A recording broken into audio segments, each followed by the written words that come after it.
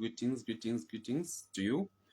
Coming to you live again. Please share, like you might save a life. Now, this is a quick update concerning the kidnappings that have been going on. We have a license plate number or a vehicle that is wanted. That's a Toyota Infinity, black in color, license plate BSC 9552.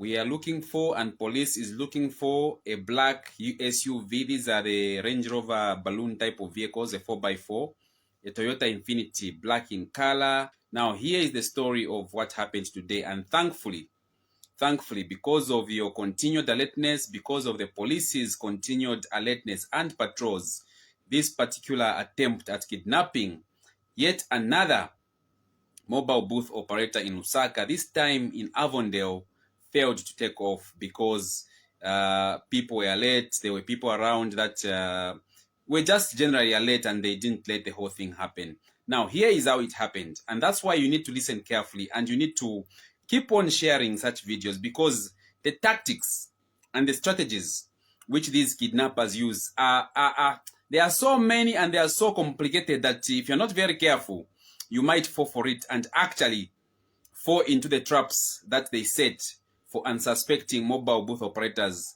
to actually fall in their trap and be taken.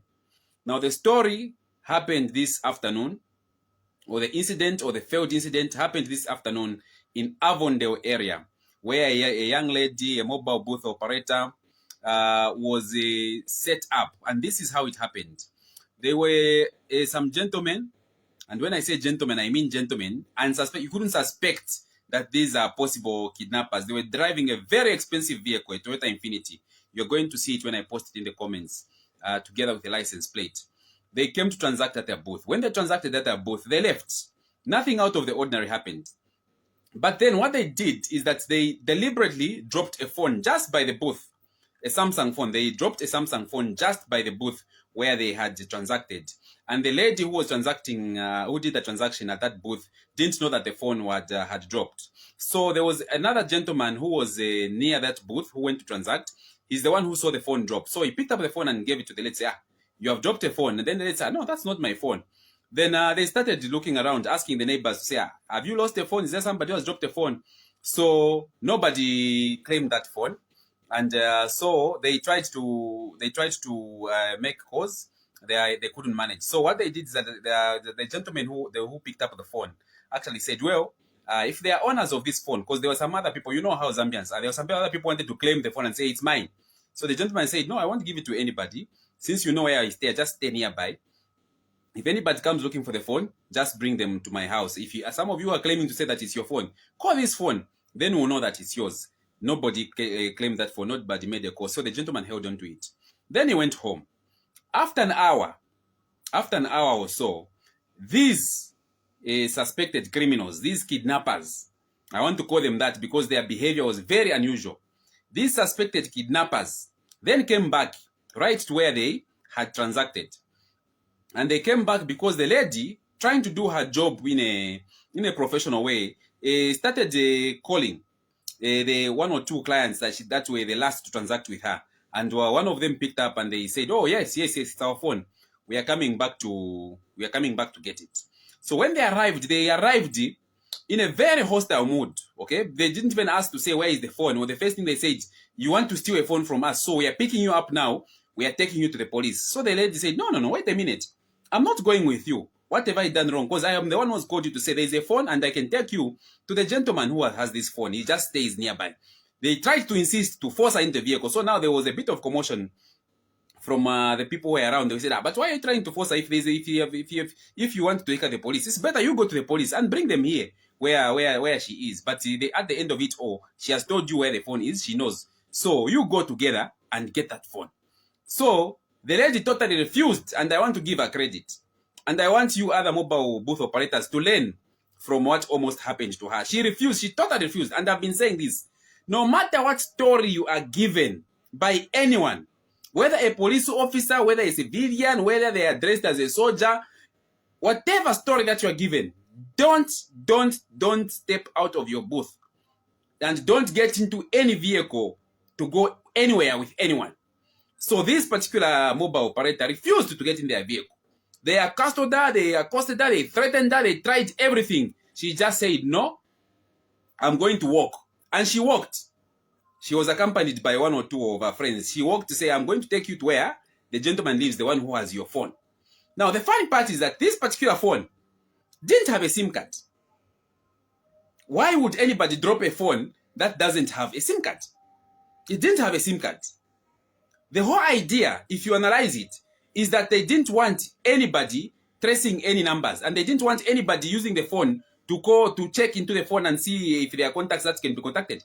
The whole idea was for them to come back at a later time and claim to say, we left the phone, you have stolen a phone, therefore, we're taking you to the police. But of course, the whole idea is that when they picked you, or they picked the mobile booth operator, the whole idea was not to end up at the police. The whole idea was to kidnap.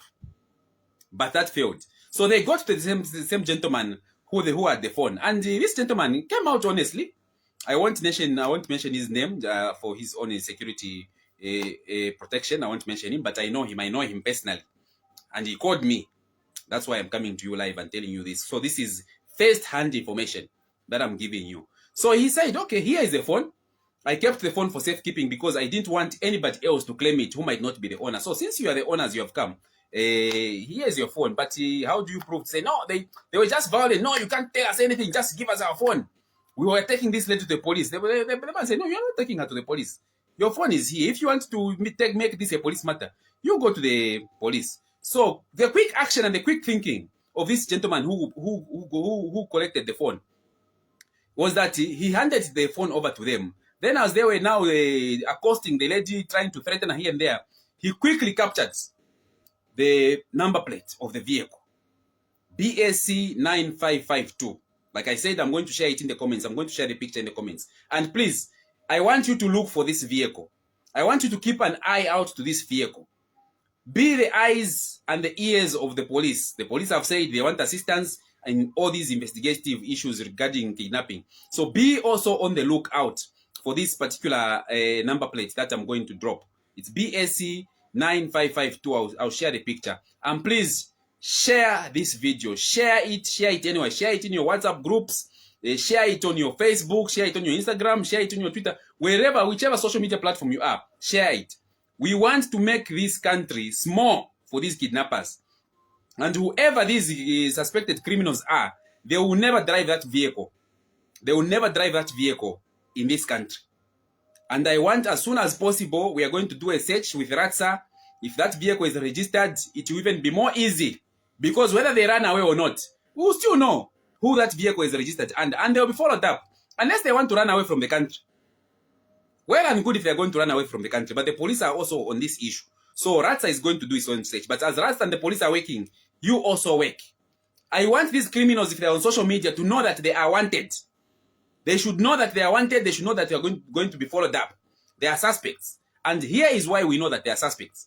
When the gentleman who actually kept the phone in trust for them, handed the phone back to them, and got a picture of the phone, he got a picture of the number plate. What do they do?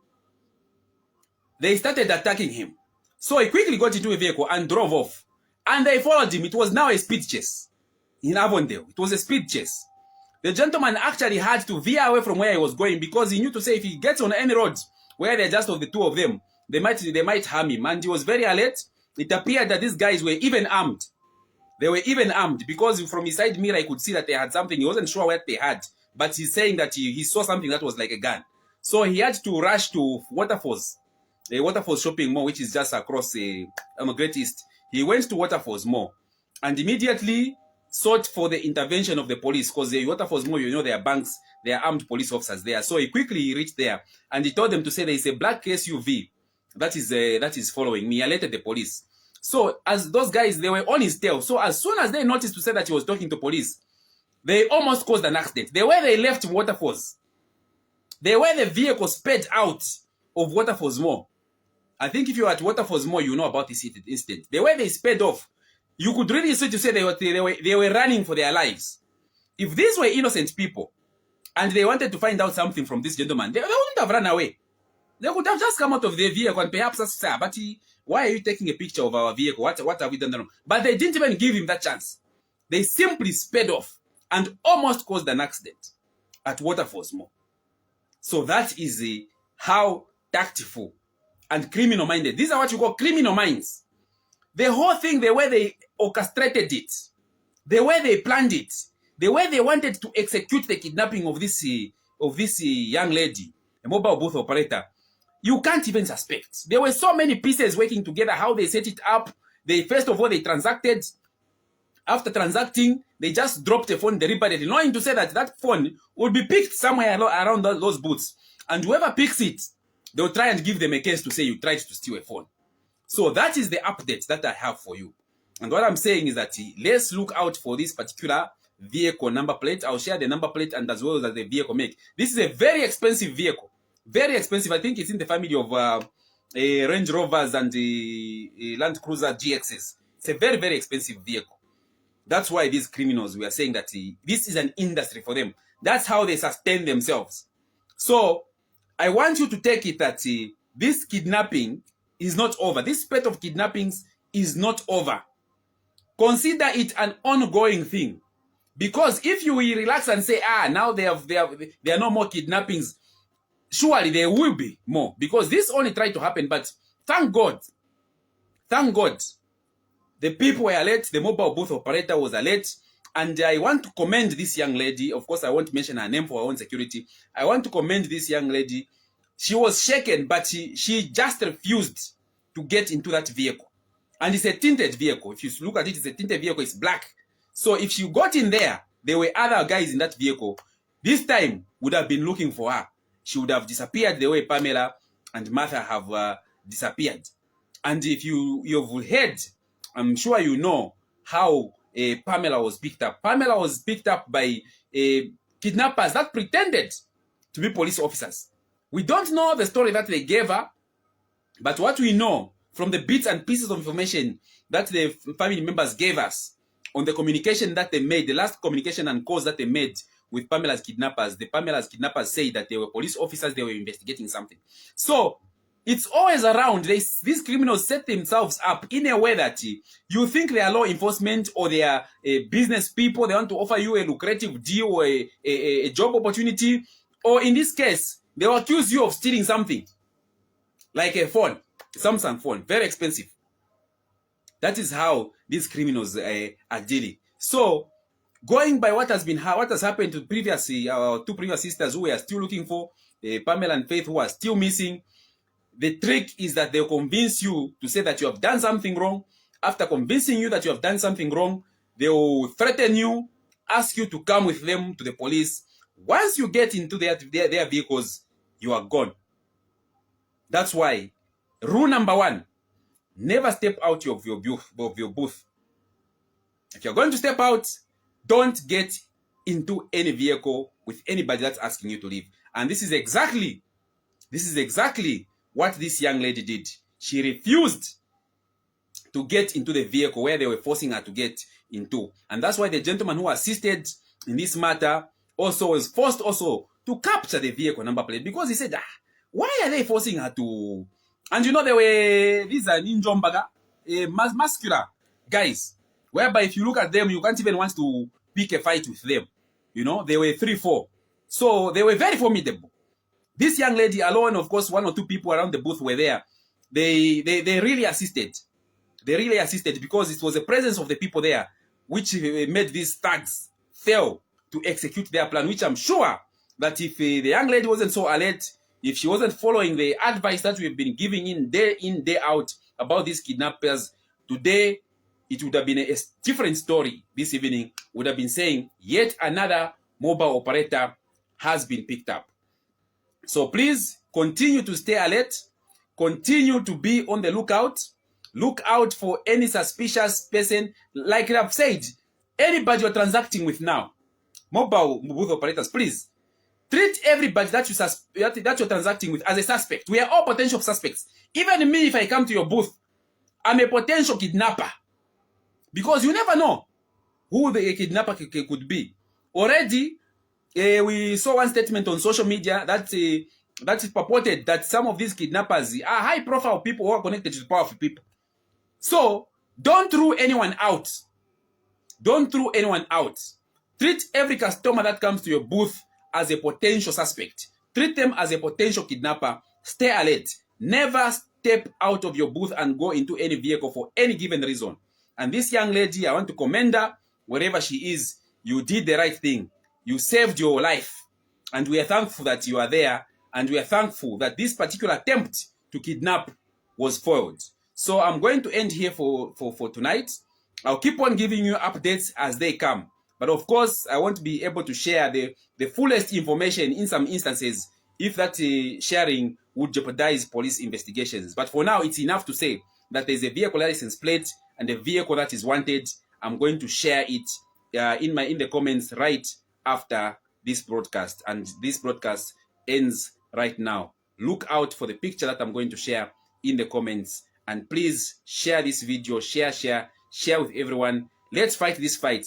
Let's make the world small. Let's make Zambia small for potential kidnappers. And these guys who are in this SUV vehicle, they have made their lives very difficult. Because we don't expect to see that vehicle anywhere on the streets. They should just ban it or dispose it. I don't know what they're going to do. If they're going to park it in a garage, hidden somewhere. But that vehicle should never be seen. If it is seen, report to the police. Report to the police if it's seen. For our part, we are going to ensure to say that Ratsa tracks down that number plate. We want to find out who the owner is. And the owner should be treated as a suspect. They should be taken. And an investigation should be done. A thorough one. To ask them to find out why they were trying to force this young lady into a vehicle. Even when they had been given a phone, which they tried to use as a tool to kidnap her. They were given the phone, but they still insisted, let's go, let's go. What did they want with her? Stay alert, stay safe, share this video. Let's continue to hope and pray for the other 2 missing, or the other 3 missing mobile booth operators. Let's put them in our prayers and hope for the very best for them. Good night.